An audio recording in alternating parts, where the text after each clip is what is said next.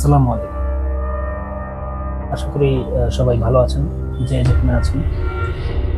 আহ, তো এই ভিডিওটা আপলোড হতে হতে অনেকেই আমরা সবাই বলতে গেলে ঈদ উদযাপন করব।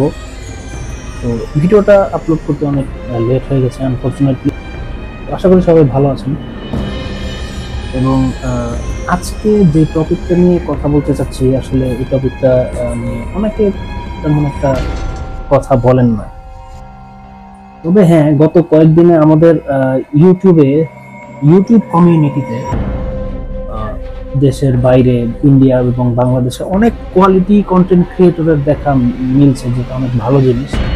আমরা ফেসবুকে এখন প্রায় 90%ই গার্বেজ কন্টেন্ট দেখতে পাই, এবং আমাদের আশেপাশের ভাই ব্রাদাররা সারাদিন এগুলো স্ক্রল করে, যার কারণে কিছু লোয়ার ক্লাস কোয়ালিটি কন্টেন্ট ক্রিয়েটররা লাখ লাখ টাকা। সরাসরি টপিকে চলে যাবে। তো যেটা বলছিলাম, তো আমরা যারা কাজের ক্ষেত্রে ঢাকা যেয়ে থাকি বা কর্মক্ষেত্রে আমরা ঢাকার বাহিরে থাকি, দেখা গেল কেউ উত্তরা বা টঙ্গী বা কেউ গাজীপুর আছি, আমাদের প্রতিনিয়ত ঢাকা যেতে হয়। বা দেখা যায় যে অনেকে অনেক দূর থেকে ঢাকা আসে, অনেক দিন পরে পরে তারা ঢাকা রোড, ময়মনসিংহ ঢাকা এবং গাজীপুর চৌরাস্তা থেকে শুরু করে এই রোডটা অনেক বিজি একটা রোড। তো প্রায় উত্তরবঙ্গের অনেক জায়গা থেকেই বাস যাত্রা করে অনেক মানুষ ঢাকা আসে এই রোডটা ইউজ করে। তো গত কয়েক মাস ধরে, 3 থেকে 4 মাস বলা যেতে পারে, আগস্টের আন্দোলনের পর থেকে এই রাস্তাটার অবস্থা খুবই খারাপ।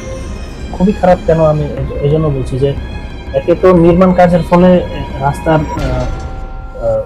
ঠিকমতো চলাচল করতে পারছে না গাড়িগুলো। সবচেয়ে বড় কারণ যেটা, সেটা হচ্ছে যে গার্মেন্টস শ্রমিক আন্দোলন। তো আমরা অনেকেই অনন্ত জলিলের যে প্রেস ব্রিফিং, সেটা আমরা দেখেছি। আসলে তার মুভিগুলো এক প্রকার আমার পার্সপেক্টিভ থেকে ডকশিট, কিন্তু সেই জিনিসগুলো এক্সপ্লেন করেছে সেটা কিন্তু অনেকেই বলেনি, এবং এটা আমরা অনেকেই জানি এবং জেনে না জানার ভান করি। তো প্রথমত যেই জিনিসটা সে বলেছে সেটা হচ্ছে যে, এই যে এত এত গার্মেন্টস গুলো, শত শত গার্মেন্টস গুলো বন্ধ হয়ে গেছে, এবং এই গার্মেন্টস এর শ্রমিকরা, পুরুষ নারী বা যারা আছে, তারা কিন্তু বেকার হয়ে গেছে এক প্রকার এই ঈদের আগে। এবং বেশিরভাগ গার্মেন্টস ফ্যাক্টরি বর্তমানে দেখা যাচ্ছে যে ফেব্রুয়ারির স্যালারি বা আগের কয়েক মাসের স্যালারি তারা পেমেন্ট করেনি তাদের শ্রমিকদের। সব গার্মেন্টস এর মালিকরা যে খারাপ তা না, আমি অনেক দেখেছি, অনেক গার্মেন্টস শ্রমিক বা বড় বড় বাহিরের কোম্পানি যারা আসে, তারা শ্রমিকদের অনেক টেক কেয়ার করে। তো এখন কথা বলা যাক নেগেটিভ সিচুয়েশনের ব্যাপারে। তো তিনি একটা কথা বলেছেন যে, আগেই বলিনি, আমি এই ভিডিওতে যে কথাগুলো আপনাদের সাথে বলবো সেটা একদম আমার এক্সপিরিয়েন্স থেকে বলা, এবং আমি কোনো কথা বানিয়ে বলবো না, বানিয়ে বলে কোনো লাভ নেই। তো যেটা বলছিলাম, যে তিনি একটা কথা বলেছেন যে, এই যে এত এত শ্রমিকরা বেকার হয়ে যাচ্ছে, এবং বেকার হয়ে যাওয়ার ফলে আশেপাশে ছিনতাই, লুটপাট, মারামারি, খুনাখুনি এগুলোই বেড়ে যাচ্ছে। তো একটা দেশ চলবে কিভাবে? হ্যাঁ, তো সে কিন্তু অনেক কথাই বলেছে, হ্যাঁ অনেক কথা বলেছে, এবং আমরা কিছু কথা জানার চেষ্টা করি। আমার কয়েক বছর আগে গার্মেন্টসে চাকরি করতাম আমি। তো প্রায় 6-7 মাসের মতো আমার গার্মেন্টসে কাজ করি, এবং পরে এক সময় আমার আর মেন্টালি ভালো লাগেনি ওই এনভায়রনমেন্টে থাকতে। তো গার্মেন্টস ফ্যাক্টরি আসলে বলা যেতে পারে একটি কর্মস্থল। এখানে অনেক ধরনের মানুষ, লোয়ার ক্লাস, মিডল ক্লাস, এমনকি আপার ক্লাসের লোকেরাও কাজ করে জীবন যাপনের জন্য। তো দেখা গেছে যে গার্মেন্টসে আপনার কাজ করতে এক্সপিরিয়েন্সের দরকার হয়। যদি আপনি কোনো মেশিনে বা কোনো দেখা গেছে যে লাইন চিফ বা লাইনম্যান, সুপারভাইজার, ফ্লোরে কর্মরত দায়িত্বপ্রাপ্ত ম্যানেজার, এই জিনিসগুলোতে ঢুকতে আপনার এক্সপিরিয়েন্সের দরকার হয় এবং দক্ষ লোক ছাড়া এই পদগুলোতে যাওয়া যায় না। কিন্তু বাকি যেই ক্লাসগুলো আছে, যেমন লেবার, ছোট থেকে শুরু করি, লেবার, তারপরে আপনার যেই helper, third man, fourth man, machine ম্যানের হেল্পার, সুতা কাটার জন্য যে, আমি পুরুষদের কথা বলছি, মহিলাদের কথা বলছি, তো যেই এই যে লোয়ার সাইডের যে লোকদের কথা বললাম, এদের কিন্তু সেই রকম এক্সপিরিয়েন্সের দরকার হয় না, মানে হেল্পার ক্যাটাগরিতে আপনার গার্মেন্টসে ঢুকতে, এবং তাদের অতটা মানে জাজ করা হয় না ইন্টারভিউর সময়। তো কথা হচ্ছে যে আমি কিন্তু অনেক সময় ধরে মানে যখন আমি 3-4 বছর আগে গার্মেন্টসে ঢুকি, আমি প্রায় 3-4 বছর ধরে ওই গার্মেন্টসে আমি নজরদারি করছিলাম এবং সেখানে ঢোকার চেষ্টা করি, কিন্তু তারা ওই সময় হেল্পার নেয়নি। কিন্তু যখনই তারা হেল্পার নিয়েছে, আমি কিন্তু চান্স পেয়ে যাই এবং আমার কোনো এক্সপিরিয়েন্সের দরকার হয় না। এবং আমি আপনাদেরকে ডিটেলসের জন্য বলে রাখি, আমি সেখানে কাজ করেছিলাম হিট সিল সেকশনে। এটা আমি 2022-এর কথা বলছি, ধরে নিন ঢাকার আশেপাশে একটা জায়গায় গার্মেন্টস। তো হিট সিল, এটা আপনারা অনেকেই নাম শুনেছেন, যে বা যারা গার্মেন্টসে কাজ করেন তারা এটা বলতে পারবেন যে আমাদের এই যে টি শার্ট বা শার্ট যেটাই বলি না কেন, সেটার পিছনে কিন্তু একটা লেখা থাকে, হ্যাঁ, যেটা একদম সিল দেওয়া, সেটাকে বলা হয় হিট সিল, এবং সেটা মেশিনের মাধ্যমে স্টিকার দিয়ে হিট করে লাগানো হয়। তো আমি কথাটা শর্ট করে বলি যে আমি যেই সেক্টরে কাজ করতাম, বাকিগুলো বাদ দিলাম, আমি যে ফ্লোরে যে সেক্টরে কাজ করতাম, আমার লাইনে প্রায় প্রতিদিন 10 থেকে 12 জন মেশিন ম্যান এবং হেল্পার সহ কাজ করত।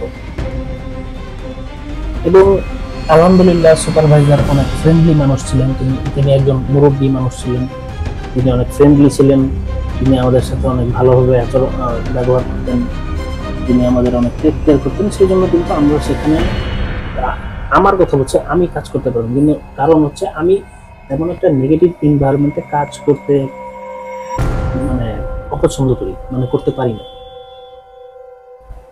বা কাজ করতে অপছন্দ করি, বা মানে মেন্টালি আমার কাছে ভালো লাগে না। তো আমি কয়েকদিন পর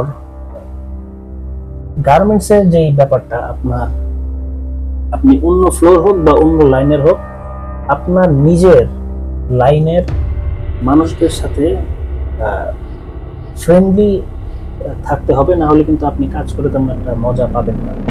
আপনার লাইনম্যান, আপনার সুপারভাইজার, তাদের সাথে যদি আপনার ভালো ফ্রেন্ডশিপ না থাকে, আপনি কিন্তু কাজ করতে আপনার অনেক কষ্ট হবে। আমারও তাদের সাথে ফ্রেন্ডশিপ ছিল। তো ডে বাই ডে আমি যখন কাজ করতে থাকলাম, এবং একটা জিনিস খেয়াল করলাম যে দে আর নট অল নর্মাল। তো তারা সবাই কিন্তু নর্মাল ছিল না, তাদের মধ্যে 3 থেকে 4 জন মেসড আপ ছিল। মেসড আপ এই জন্য বলছি যে তারা অনেক জঘন্য ক্রাইমের সাথে জড়িত, যে আপনার অনেক আছে যে অনেক বড় বড় ক্রাইম করে তারা পার পেয়ে গেছে বা পালিয়ে গেছে। কেউ কেউ মার্ডারার, এবং অনেকে, আমি আরো তাদের সাথে কথা বলতে বুঝতে পারলাম, অনেকে আপনার পুলিশের ইনফরমারকে মার্ডার করে 4-5 জন মিলে জেল থেকে বের হয়ে এসে গার্মেন্টসে ঢুকেছে। এই যে একটা কথা বললাম যে অনন্ত জলিল বলছিল যে কথাটা, তো গার্মেন্টস সেক্টরে কিন্তু আপনার, আমি সব গার্মেন্টসের কথা বলছি না, সব জেলার কথা বলছি না, কিছু কিছু জায়গায় আপনারা দেখবেন যে 20 থেকে 30% গার্মেন্টসের প্রিজনাররা, যারা কেউ পালিয়ে গেছে বা কেউ সাজা ভোগ করছে বা ভোগ করেছে বা সাজা ভোগ করে বেরিয়েছে, তারা কিন্তু ভালো কোনো জায়গায় কাজ করতে চান্স পায় না, মানে এবং তারা শেষমেশ গার্মেন্টস সেক্টরকে বেছে নেয়, কারণ এখানে ঢোকা সহজ। এবং গার্মেন্টসে যতক্ষণ পর্যন্ত তাদের চাহিদা থাকবে, সিট খালি থাকবে, কাজ করার মানে জায়গা থাকবে, ততক্ষণ পর্যন্ত তারা শ্রমিক নিয়ে থাকবে। এবং তাদের যখন শ্রমিক নেওয়ার দরকার নেই, তারা কিন্তু আপনি কিন্তু তাদেরকে হাজার হাজার বার আকুতি মিনতি করেও আপনি সেই ফ্যাক্টরিতে ঢুকতে পারবেন না। তো যেটা বলছিলাম, তো তারা কিন্তু আপনার স্বাভাবিকভাবে কাজ করে, তারা অনেক দূর থেকে আসে, মানে আসে অনেক দূর থেকে, এবং যাতে তাদেরকে কেউ ওইভাবে ওই নজরে না দেয়। এবং দেখা গেছে যে হাজার হাজার ক্রিমিনাল তারা কিন্তু গার্মেন্ট সেক্টরে কাজ করছে, তাদের কিন্তু পুলিশ খুঁজে পাচ্ছে না, এবং একসময় তারা ইনভেস্টিগেশন বন্ধ করে দিচ্ছে। পরে দেখা যায় যে সে কোনো জায়গায় ছিনতাই করতে গিয়ে ধরা খেয়েছে এবং তাকে আবার ধরা হয়েছে। তো এই যে আপনার গার্মেন্টস, এখন আমি যে কথাটা বলতে চাইছি, যে এই যে আপনার ঢাকা রোডের ভোগান্তি, আপনি 2 দিন পর পর 3 দিন পর পর শ্রমিকদের আন্দোলন, হ্যাঁ এটা হতে পারে যে আপনার কিছু কিছু জায়গায় আপনার স্যালারি দিচ্ছে না, সে কারণে আন্দোলন হচ্ছে। এবং আন্দোলনের স্টাইল বা পন্থা যেটা, সেটা খুবই ডিসকাস্টিং।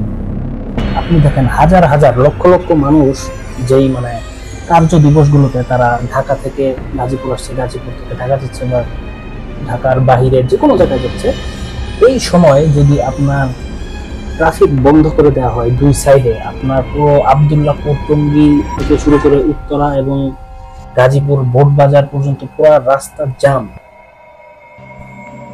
এমনকি আশেপাশে যে শর্টকাট রাস্তাগুলো আছে, আশুলিয়া থেকে দিয়ে ঢোকার রাস্তা, টঙ্গীর এই সাইড দিয়ে ঢোকার রাস্তা, সবগুলি রাস্তা ব্লক।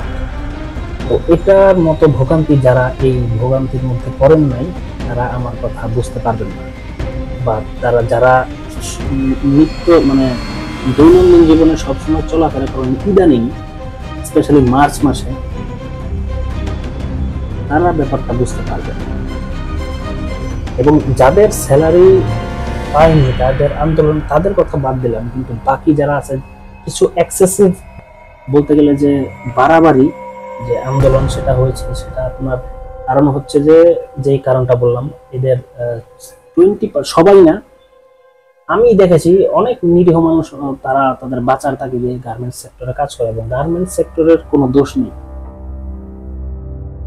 এটা আপনার কিছু আমাদের আশেপাশে নেগেটিভ মানুষ আছে, যারা এই কর্মস্থলে গিয়ে সেই কর্মস্থলকে নেগেটিভ করে ফেলে তাদের কিছু আজে বাজে কার্যকলাপের কারণে, এবং সেই কারণে মালিকরাও মানে তাদের বিশ্বাস হারিয়ে ফেলে এবং সবাইকেই নেগেটিভ পার্সপেক্টিভে দেয়। তো যেটা বলছিলাম, এই যে আপনার এক্সেসিভ আন্দোলন হচ্ছে, যে মানে বাড়তি যেটা বাড়াবাড়ি হচ্ছে, কারণ আপনার গার্মেন্টস শ্রমিক বেশিরভাগ যারা আছে, তারা কিন্তু ওইভাবে মাথা খাটায় না, এবং তাদের ম্যানিপুলেট করা, তাদেরকে ম্যানিপুলেট করে যা ইচ্ছা তাই করা যায়। মানে আমাদের তাদের মধ্যে কিছু আছে দেখবেন, যারা ওই যে আগে যে রাজনৈতিক দল ছিল, সেই দল পালিয়ে যাওয়া দলের লোকেরা এসে ভিন দেশে, অন্য দেশে চলে এসে তারা তাদেরকে ম্যানিপুলেট করে, এবং তারা এই ঢাকা রোডটাকে বেছে নেয় বিশৃঙ্খলা সৃষ্টি করার জন্য। তো আপাতত ঈদের যে সময়টা, ঈদের সময়টা এটা একটু কমেছে, কিন্তু আপনার যেই দূরপাল্লার যে বাসগুলো আছে, সেই বাসগুলোতে কিন্তু ঠিকই ডাকাতি হচ্ছে। এবং টঙ্গীর যে ফ্লাইওভারটা আছে, স্পেশালি আপনারা যারা গাজীপুর বা ঢাকা গ্রুপ ফলো করেন, অনেক বাস ড্রাইভার এবং সিএনজি ড্রাইভাররা মিলে কিন্তু এই ডাকাতিটা করছে।